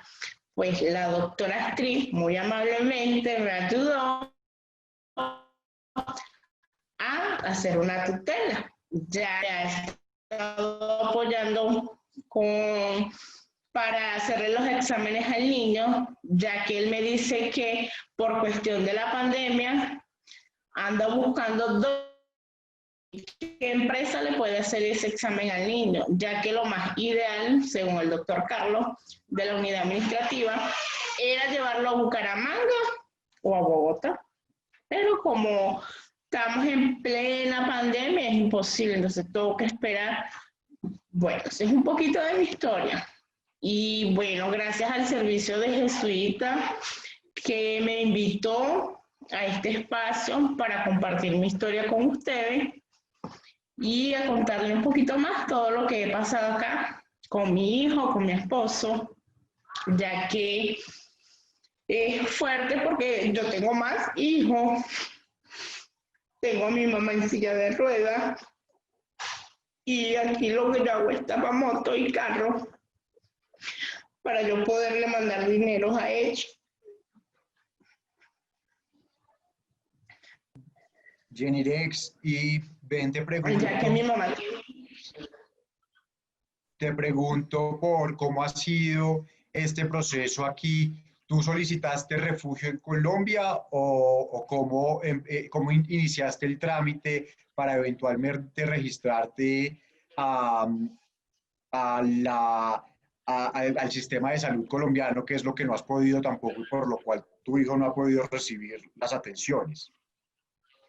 No. Pues mi esposo y yo hicimos la solicitud de refugio aquí en Arauca con este servicio. El servicio de Jesuita nos hizo la solicitud de refugio. ¿Hace cuánto? Ya hace tiempo. Pero como el proceso que nos llegaban los salvoconductos, que no llegaban. Entonces cuando nos llegó, fui a las oficinas de personería que está, la oficina del CISBEN. La chica me dice, no, ven el 25 de marzo. Y ese entonces hicieron el cierre. Todo se paralizó y nunca me hicieron la visita, ¿ves? Y cuando el niño me convulsionó ahorita en mayo, la doctora actriz hizo una tutela para ver si el Estado me ayudaba para que le hicieran los exámenes al niño. Ya hoy fui al hospital a pedir la cita con pediatría, pues me dicen que hoy no hay cita, que por ahora no, que llame el viernes. Dependiendo si hay un cupo, me lo dan. Y esperar que el doctor Carlos, tengo que ir a la unidad administrativa para que el doctor Carlos me diga si se le va a hacer el examen al niño acá o hay que esperar porque mi hijo ya ha convulsionado 5 veces y lo que tiene son 5 años y a raíz de eso le ha afectado la vista. Mi hijo no mira derecho, sino que tiene que voltear la carita para poder mirar. Está estudiando, la maestra no me lo quería recibir en el colegio, me tocó hablar con la coordinadora del colegio para que me lo pudieran aceptar, ya que la docente decía que mi hijo era especial. Entonces yo le dije a la docente que mi hijo no era especial, que solamente él convulsionaba y yo le daba el medicamento antes de llevarlo al colegio, yo le daba el medicamento porque es cada 12 horas. en la mañana y en la noche.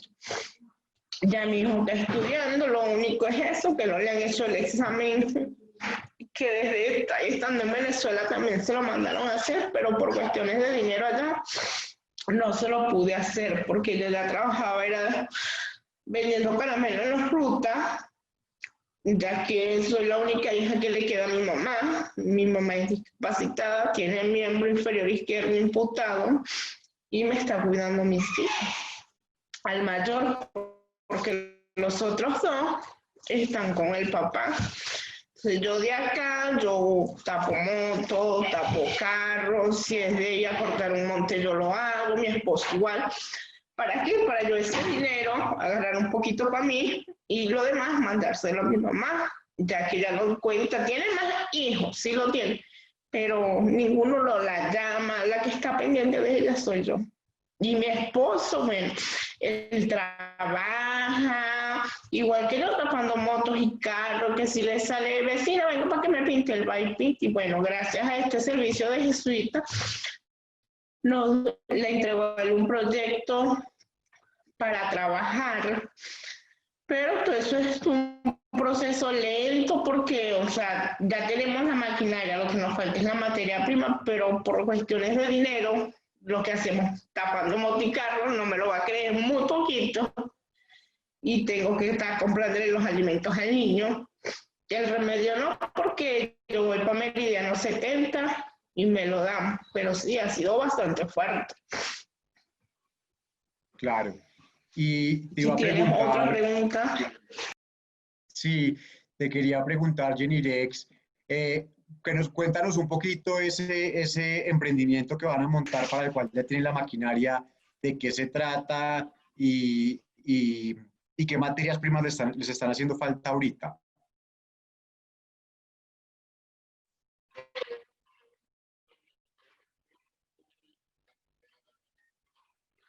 ¿Me puedes repetir la pregunta?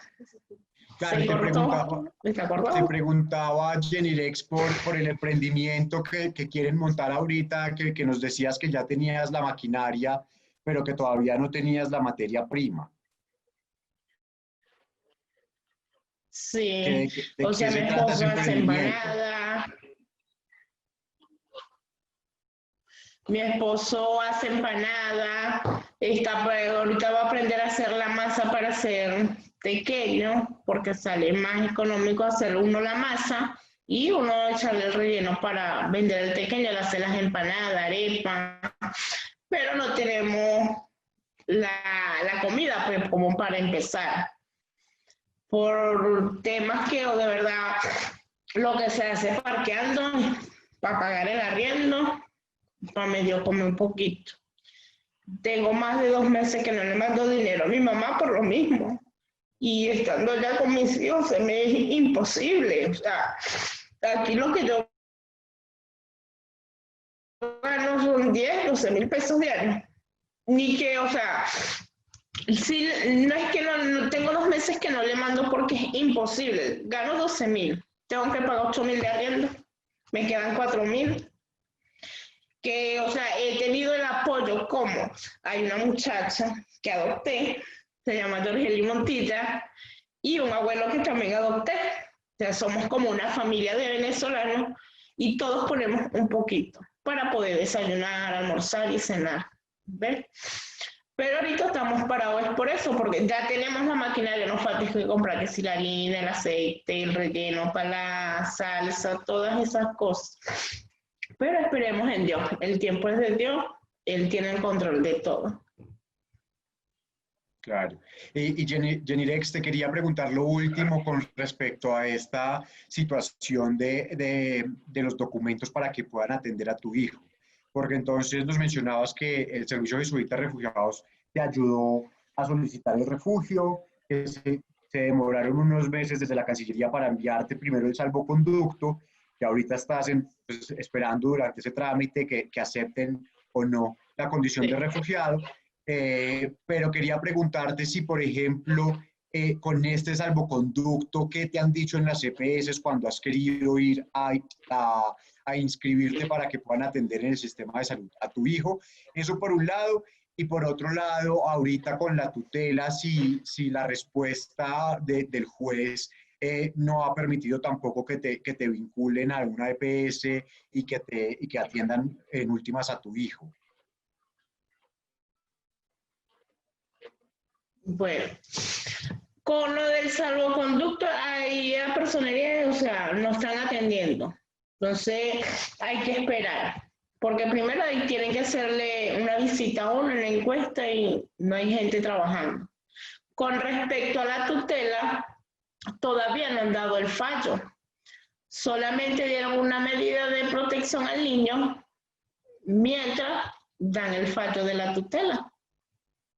O sea, yo voy a la unidad administrativa, el doctor Carlos me dio un documento, con ese documento me dirigí al hospital, el chico me dio una línea, unos números para yo pedir la cita, llamo a pedir la cita, la chica me dice que no hay cita, que no hay. Y yo, pero es que yo vengo de la unidad administrativa. Ay, espera un momento, ¿me puedes llamar el jueves, mañana o el viernes? Y te doy la cita. O sea, no me dieron la cita hoy, no me dieron la cita. Tengo que esperar para el jueves o para el viernes. Y si es en la unidad administrativa, le di mi número al doctor Carlos para yo no estar cada ratico caminando para allí para acá con el niño, para que él me llame y no me llame, pues yo soy la que tengo que dirigirme hasta allá y estar pendiente. O sea, como quien dice, la interesada soy yo soy la que tengo que estar ahí.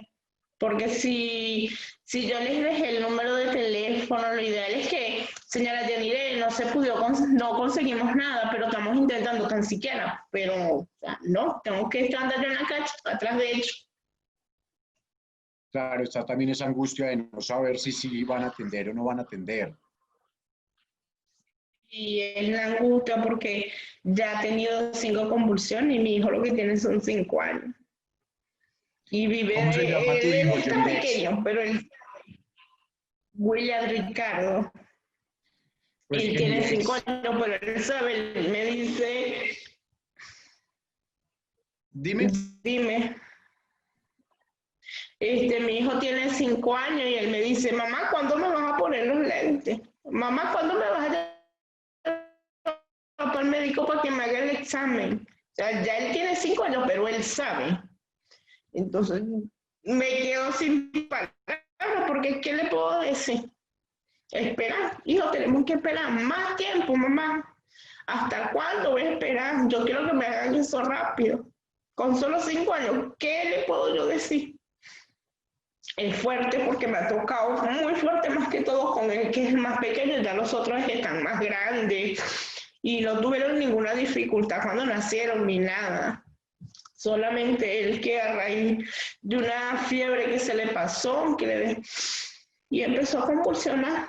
Ya ha tenido 5 convulsiones con 5 años, que no le da, constantemente mensual no les da, no, gracias a Dios. La primera, cuando aquí en noviembre convulsionó, el 25 de noviembre, hasta ahorita el 18.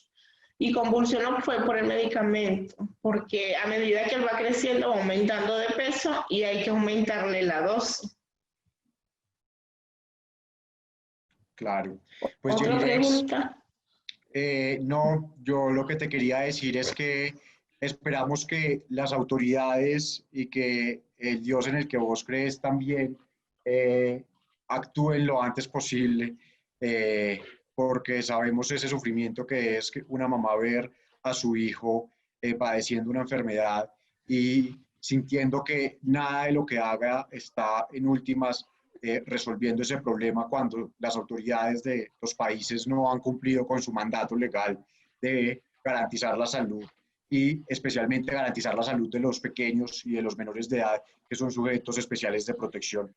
Entonces, pues te mandamos toda la fuerza, te acompañamos desde las organizaciones, te acompañamos desde los medios de comunicación, porque esta situación pues no deberían ocurrir en unos países que dicen defender los derechos y que dicen llamarse democracias, y los niños no deberían estar padeciendo estas situaciones. Entonces, esperamos que ojalá esa tutela salga lo antes posible y que tu hijo pueda acceder al sistema de salud y a las atenciones que necesitan y que esta funcionaria que nos has mencionado abra su corazón y mañana te diga que si hay citas con la unidad de pediatría en el hospital.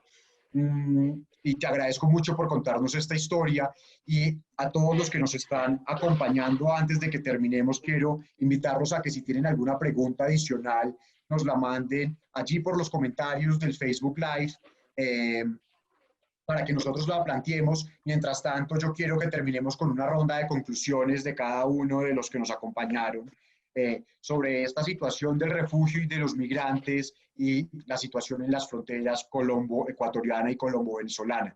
Entonces, si quieres, no sé si Socorro aún nos está acompañando. Sabemos que tenía problemas con la electricidad, con la energía en Cartagena.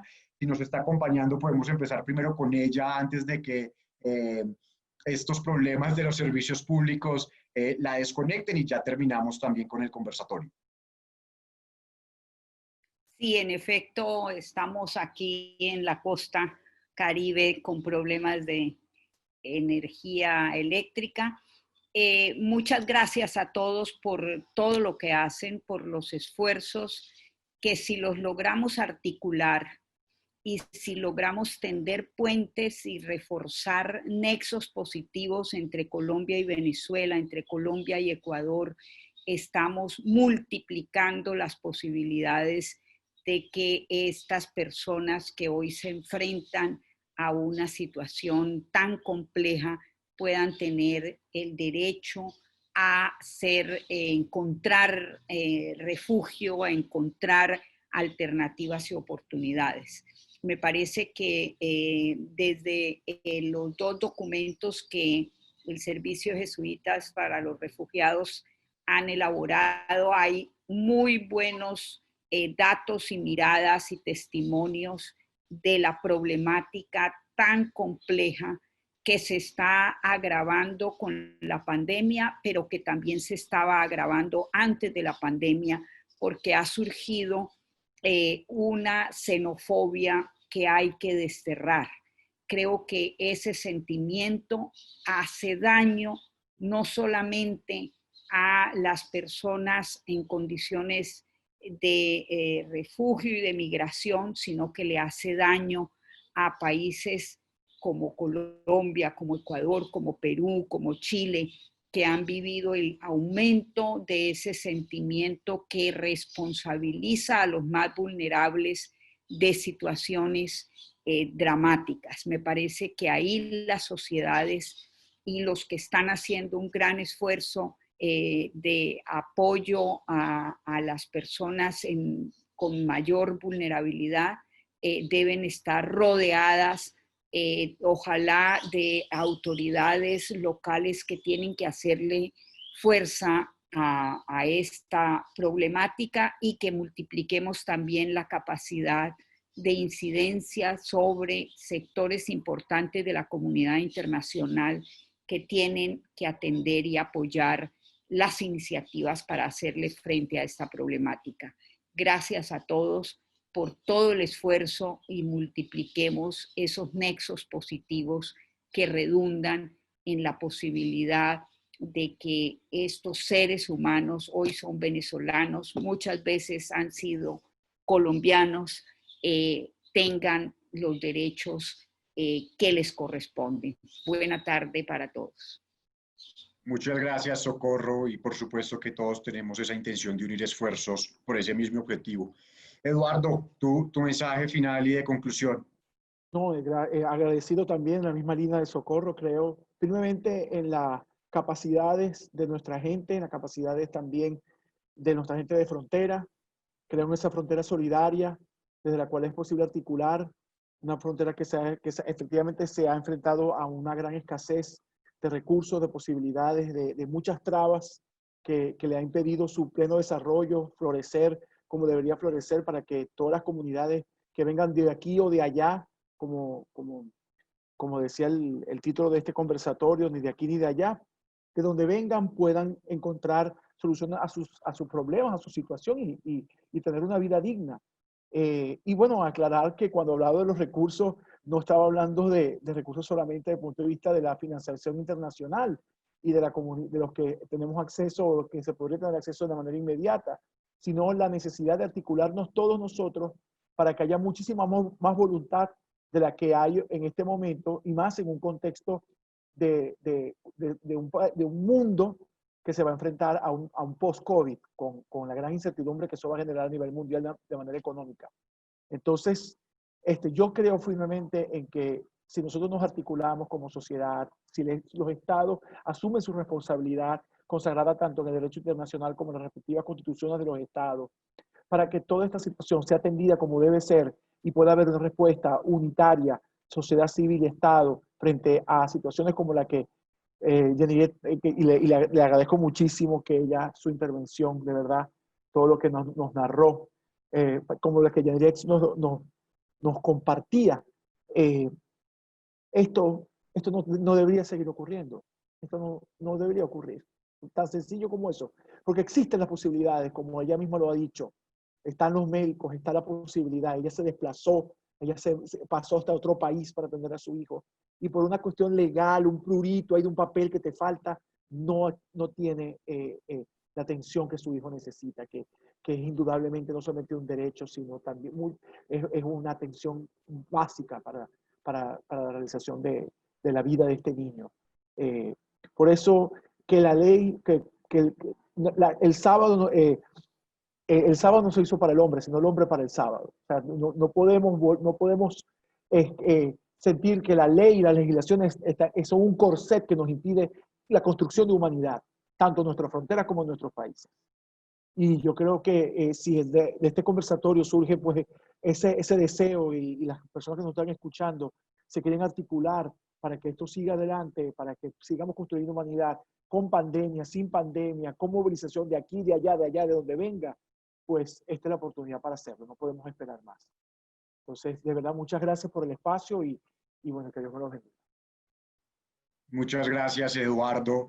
Y yo quiero entonces escuchar las palabras de Lina, su mensaje final, Lina, y de conclusión sobre esta situación que especialmente usted puede hablar en la frontera colombo-ecuatoriana.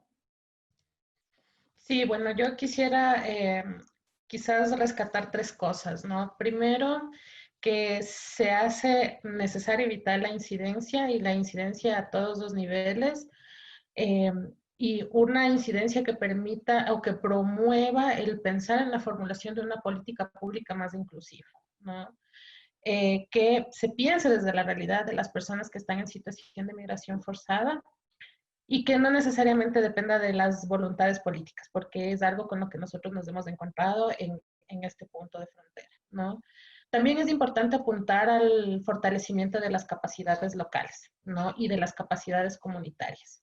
Y con esto hago referencia no solo a las posibilidades que tenemos nosotros de rescatar esto positivo, estas potencialidades que tiene la gente que viene en situación de migración forzada, sino también en las capacidades que hay en los territorios con las poblaciones de acogida, que son poblaciones que también se encuentran a veces en condiciones de extrema vulnerabilidad, ¿no? Y que se hace necesario que todas las acciones que se puedan tejer en los territorios apunten a una construcción colectiva de un tejido social fuerte que permita sostener a las personas que siguen llegando, ¿no? Y lo tercero, pensar también en lo que mencionaba Socorro hace un momento, ¿no? Que nuestras acciones quizás van a tener que sostenerse mucho más a largo plazo porque, digamos, los efectos de la migración venezolana no son transitorios y probablemente vamos a tener que pensar estrategias más sostenidas, más efectivas, que den una respuesta que facilite la integración local de las personas y que quizás a lo mejor impidan lo que está sucediendo ahora, por ejemplo, ¿no? Gente que está retornando masivamente porque no hay las condiciones actuales, las condiciones necesarias en la actualidad para poder responder a sus necesidades. Entonces, creo que también en parte es responsabilidad del Estado, pero también es una responsabilidad social el poder garantizar también las condiciones idóneas para la integración de la población en migración forzada. De acuerdo, muchas gracias. Marlene, tu mensaje final y de conclusión, en particular sobre la situación en la frontera Apure-Arauca. Sí, bueno, lo primero que quisiera hacer es agradecer a Jenirex. Ella pues está siendo acompañada por nuestra oficina binacional y es exactamente esa fiel muestra de las circunstancias tan profundas de vulneraciones a las que se enfrentan las personas que llegan a Colombia y que particularmente están llegando a esta frontera, ¿no? Es un llamado, además de al Estado, también a nosotros como organismos humanitarios, ¿no? Cómo nos planteamos esos retos, cómo nos repensamos las formas de acompañar y cómo identificamos dónde es ese eslabón más importante en donde deberíamos estar haciendo mucha más incidencia.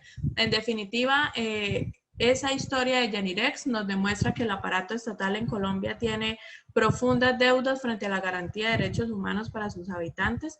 La respuesta institucional, aunque se han hecho esfuerzos, sigue siendo insuficiente para responder a las necesidades de la crisis humanitaria de refugiados, pero además de desplazados internos en nuestro país. Así que esas brechas para acceder a derechos y la falta de respuestas estructurales entre nación-territorio aumentan precisamente los riesgos y vulneraciones para la población.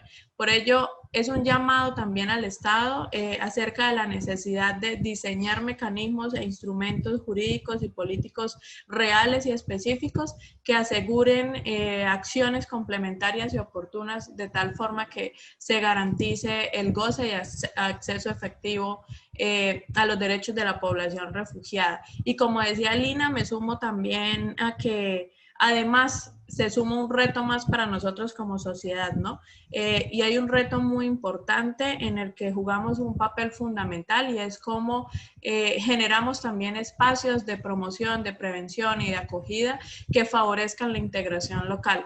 La llegada de refugiados a nuestro país y la crisis compleja en Venezuela no es una situación transitoria.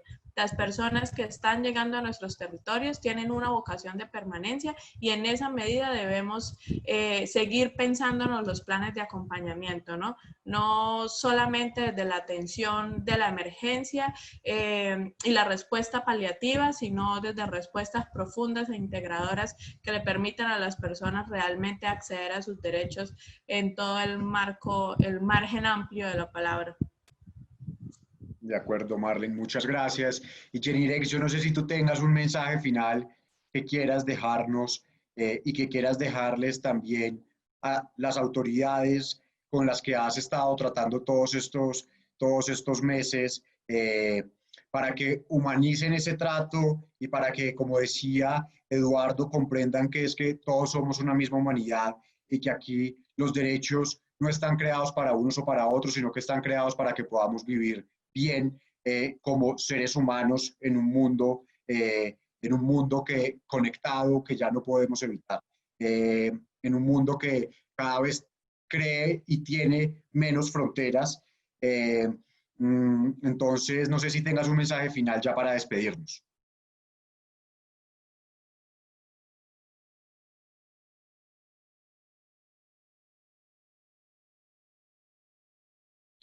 Creo que Jenirex se quedó sin señal.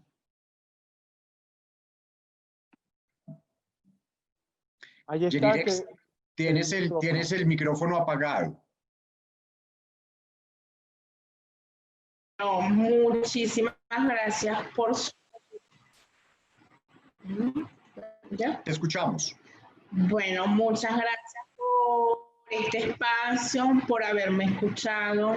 Le hago un llamado a las autoridades competentes que escuchen mi caso, ya que la salud de mi hijo, que la merite esos exámenes, ya que me vine de mi país por el tal motivo, por el examen de mi hijo, ya que me da un miedo terrible que le hagan ese examen, pero yo sé que es por la salud de él, porque no sé qué pueda tener mi hijo, aunque mi hijo está sano, cubierto con la sangre de Cristo, y yo sé que al hacerle ese examen, él va a salir bien, y hacerle un llamado a las personas que yo le he hecho las solicitudes para que atiendan el caso de mi hijo.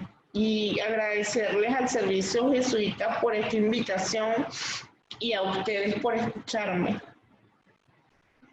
Muchas gracias, Jenirex, y muchas gracias a todos los que nos acompañaron en este conversatorio. Sabemos que nos acompañaron desde Venezuela, desde Perú, desde Ecuador, desde Colombia y desde otros países, y les recordamos que estos informes que realizó el Servicio Jesuita Refugiados en la frontera colombo-venezolana y en la frontera colombo-ecuatoriana van a estar colgados en la página web del Servicio Jesuita Refugiados. Allí pueden consultarlos. También en los comentarios de este live les han dejado los links para sus descargas. Les agradecemos mucho y nosotros, sé que hablo en nombre del Servicio Jesuita Refugiados y en nombre del Proyecto Migración Venezuela de la revista Semana, seguimos comprometidos con trabajar por la población venezolana que se ha visto obligada a dejar su país y en trabajar también porque las poblaciones de acogida en los diferentes países los integren y los asuman como unos seres humanos que necesitan también de su apoyo y que son seres humanos que quieren desarrollar sus vidas como cualquier otro. Entonces, sin más, les agradezco a todos que nos acompañaron y a los panelistas que estuvieron también con nosotros. Los espero en una próxima ocasión.